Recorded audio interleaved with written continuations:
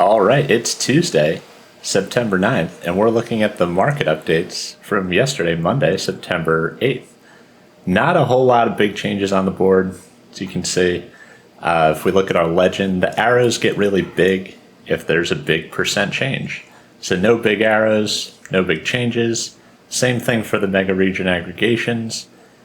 Darker green means a bigger change, and that's irrespective of the actual size of the market cap within the Megaregions, as evidenced by Cascadia being darker green than Northern California, even though Northern California has a much larger market cap. So looking over the broader country, not a whole lot of big changes on Monday. So the biggest gainer and the biggest loser of the whole market were both in the Northeast Megaregion. Take-Two Interactive Software. They are the owners of Rockstar Games, the makers of the Grand Theft Auto video game enterprise. And CVS Health at the bottom, down 4.77%. And they're located up the northern border of Rhode Island. And we can see, if we will try to find Take-Two again, we can see that they are in the entertainment subsector of the communication services sector. Moving on to the Atlantic Piedmont, the Southeast, Vulcan Materials. They're here in Birmingham, Alabama. They are up 1.39%. And taking a look at where they fit into the whole equation are materials companies. We've got a number of them here in the Piedmont Atlantic region. The overall $5 billion change in market cap for the day. Now looking at the greater Florida megaregion, Roper Technologies, hadn't heard of these guys before. They're up almost a full percent, but our region is actually the biggest loser region for the day because of the cruise lines, especially Norwegian. They're right there next to Miami International Airport, and they're down 4.4% today. So you can see hotels, restaurants, and leisure doesn't dominate Florida, but it's their trademark signature industry. So Great Lakes, pretty diverse area, historical, industrial manufacturing, but big healthcare presence. GE Healthcare, biggest gainer on the day, and Brown-Forman, biggest loser, 4.5%. And they are part of the consumer staples sector. So if we look at our consumer staples, broken down between food products, household products, beverages, and consumer staples distribution and retail, Brown-Forman's in the beverages bucket, and that whole subsector is dominated by Procter & Gamble, P&G. So moving on to the Central Riverlands, I can see here that Solventum Corporation is the biggest gainer for the day.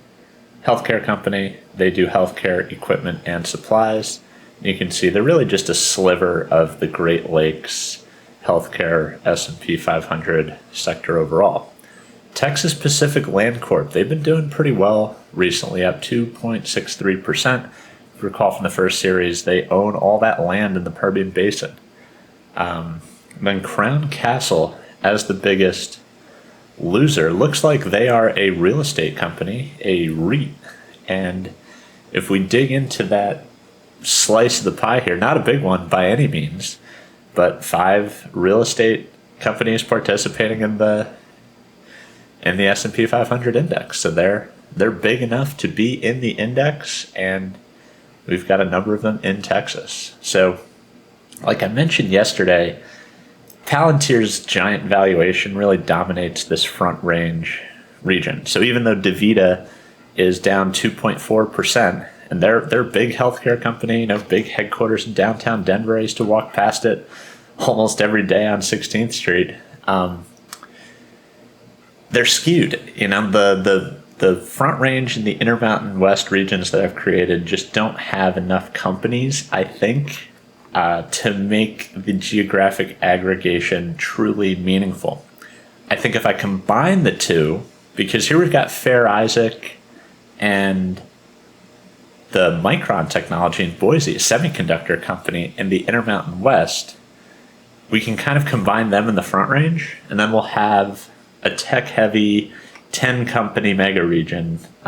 So I might work on that for the next round. Moving on to Cascadia, as I always say, Amazon and Microsoft really dominate the market cap valuations.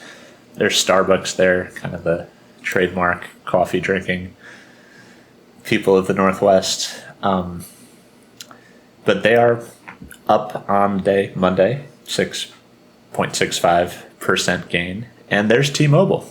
They're down 3.9% because Starlink purchased a big part of the spectrum. Well, they purchased a company that has a big part of the spectrum. I don't understand it entirely, but it was a bad day for the telecom companies and a good day for Tesla because of that acquisition.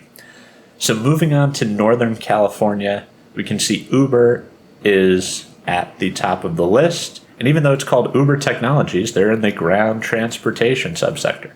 Also interesting is that Uber's in San Francisco proper, whereas many of the big legacy tech companies are in Silicon Valley.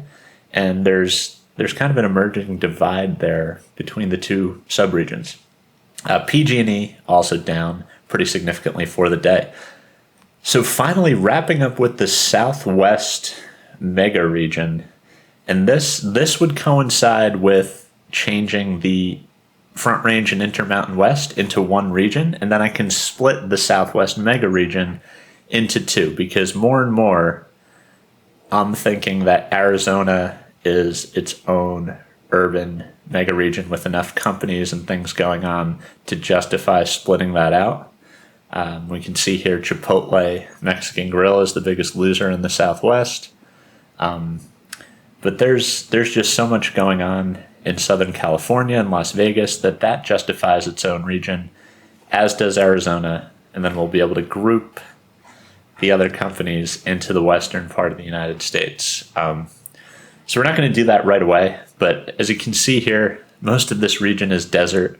It's not really comparable to the Northeast megalopolis, where it's just city after city after city, and you can really continue on traveling across the Earth's surface without ever leaving an urban metropolitan core. Not the case in the Southwest.